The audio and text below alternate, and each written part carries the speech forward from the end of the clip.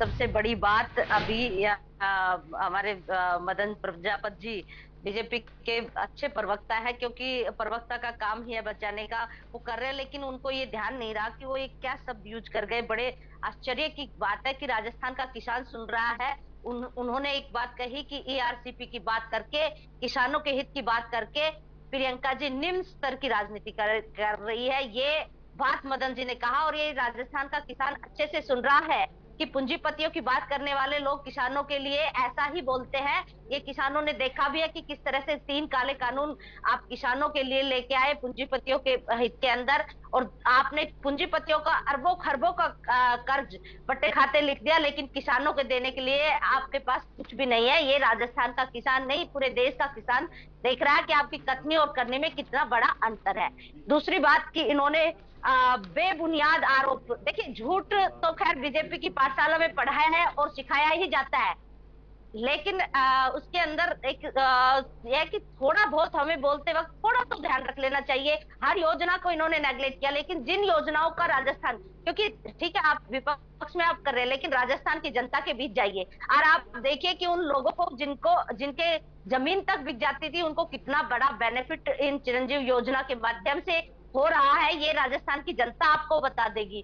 निश्चित रूप से इन लोगों की कथनी और करने में बहुत बड़ा फर्क रहा है। ये कभी किसान हितैषी रहे नहीं, हमेशा ये लोग 2 लोग हैं और 2 लोगों के लिए काम करते हैं। दूसरी बात, ये हमारी फूट के लिए बात कर रहे थे, लेकिन इनके यहाँ क्या हो रहा है ये पूरा राजस्थान देश देख रहा है। किस तरह से पूर्व मुख्यमंत्री के साथ अन्याय किया जाता है कि एक प्रधानमंत्री की सभा में पूर्व मुख्यमंत्री तक को बोलने का मौका तक नहीं दिया जाता। ये इनके यहाँ चलन चल पड़ा है। केवल 2 लोगों का राज रह गया है जो डंडे से पूरे देश को या बीजेपी के सभी कार्यकर्ताओं को चलाना चाहता है, जिसका विरोध सामने मुखर होकर जिस तरह से इन्होंने टिकट वितरण किया, ये ना कार्यकर्ताओं से पूछा, ना किसी व्यक्ति विशेष से पूछा। हर चीज को एक सिर्फ डंडे से ऊपर बैठे हैं और हम ही सब कुछ चला रहे हैं। तो वो चीजें सामने आ रही है आज इनके पास। इनकी हालत इतनी खराब हो गई है कि कांग्रेस को कोसने के अलावा कुछ बचा नहीं है। दूसरा, इन्होंने बलात्कार के लिए बहुत बड़ी बड़ी बातें की, लेकिन मदन जी आप लोगों को शर्म आना चाहिए। जब मणिपुर के अंदर बहनों को नग्न अवस्था में घुमाया जाता है तो देश का प्रधानमंत्री विदेशों में भ्रमण कर रहा होता है और कोई वहां मणिपुर जाने के लिए उनके पास समय नहीं होता।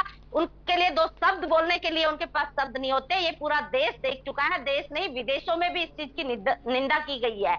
जब देश के लिए मेडल लेके आने वाली बेटियों के साथ एफआईआर दर्ज करने तक के लिए उन्हें कोर्ट का सहारा लेना पड़ता है, ये देश ने देखा है। ये फर्क है बीजेपी और कांग्रेस में कि हम अपराधी को सजा देते हैं और आप अपराधी को संरक्षण देते हैं। ये बीजेपी और कांग्रेस का बड़ा फर्क है। आपने अपराधियों को बचाया है हर जगह, कहीं नहीं खड़े हुए। दूसरी बात, चलिए ठीक है, ओके मदन जी जवाब देंगे क्या? ठीक है, ठीक है प्रतिष्ठा जी, आपने कई सारे आरोप लगाए। देखिए ठीक है, जवाब दीजिए मदन जी। मेरी बात 1 minute, Saurabh ji 1 second, 1 minute मुझे दीजिए, मेरी बात कंप्लीट करने दीजिए। 1 मिनट का टाइम दीजिए। हाँ ठीक है, बोलिए। जब यूपी के अंदर पुलिस प्रोटेक्शन में जो पीड़ित बच्ची है उसको उसका दाह संस्कार कर दिया जाता है, जला दिया जाता है, लेकिन राजस्थान की पुलिस पीड़ित के साथ खड़ी होती है, पीड़ित को न्याय देने का काम करती है। ये इस देश ने देखा है। पेपर लीक की भी इन्होंने बात की। आप देखिए पेपर लीक में जो भी गलत व्यक्ति था उस सब को हमने सजा दी। हमने अपना पराया नहीं किया, हमने युवाओं के सपनों के साथ किसी को सौदा नहीं करने दिया। गुजरात में 13 बार पेपर लीक हो गए, 28 बार, सॉरी माफ करना, 28 बार पेपर लीक हो गए। किसी एक व्यक्ति को इन्होंने पकड़ा हो कहीं से, पाताल से, आकाश से या धरती से, तो उस आदमी का